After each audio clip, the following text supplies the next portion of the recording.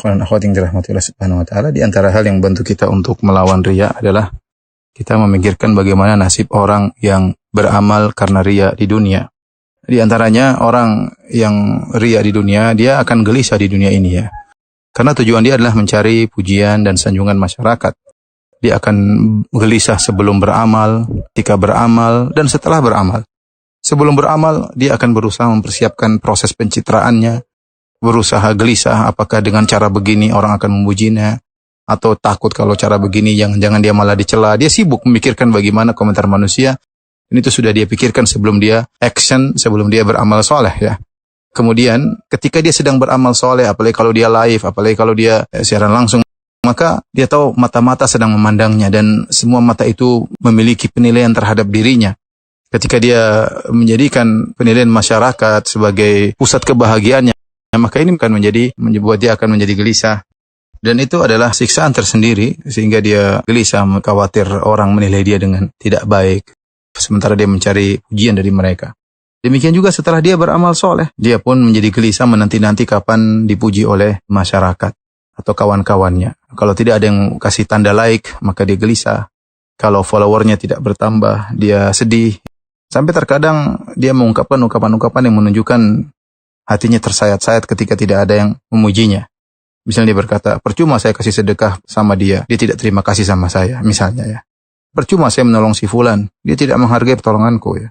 Atau dia berkata, percuma saya berhaji dengan mengeluarkan uang puluhan juta atau haji plus dengan sampai ratusan juta. Toh masyarakat tidak menghormatiku, toh masyarakat tidak panggil aku dengan Pak Haji. Orang menulis namanya di kartu undangan tanpa tulisan haji, dia menjadi marah ya. Atau seperti seorang berkata, percuma saya beri ceramah agama kepada mereka, ternyata toh mereka tidak menghormati saya, tidak menyanjung saya, dan yang lainnya. Ini membuat dia gelisah kalau ternyata dia tidak dipuji. Penungguannya menunggu pujian tersebut itu suatu penderitaan tersendiri. Oleh karena sebagian orang terkadang ketika bikin status, dia kalau bikin status ternyata tidak ada yang puji, dia ulang lagi statusnya. Tunggu ada yang like. Tidak ada yang like, dia gelisah. Bolak-balik dia melihat komentar ada yang like atau tidak, dan itu hanyalah kegelisahan yang ada pada dirinya. Kalaupun ternyata ada yang memujinya, terkadang pujian tersebut tidak sesuai dengan harapan. Ternyata yang like sedikit, maka dia pun sedih.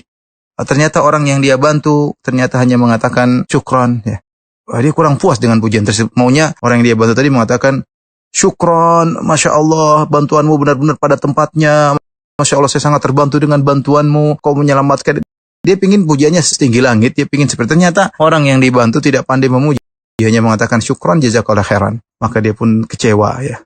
Kalaupun dia mendapatkan pujian yang tinggi sesuai yang dia harapkan, toh pujian tersebut hanya sebentar. Orang muji berapa menit sih?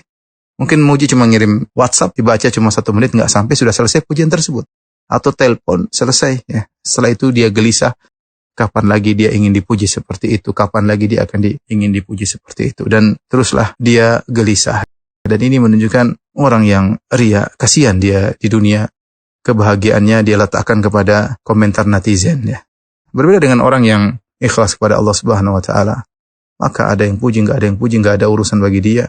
Kalau ada yang puji, dia berusaha memperbaiki hatinya ya.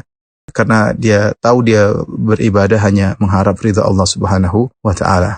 Bahkan kita tahu sebagian orang soleh tidak suka dipuji karena dia khawatir niatnya yang sudah dia perjuangkan ikhlas bisa jadi berubah gara-gara pujian yang terkadang banyak dari pujian tersebut hanya dilakukan oleh para penjilat dan kemunafikan dan yang lainnya.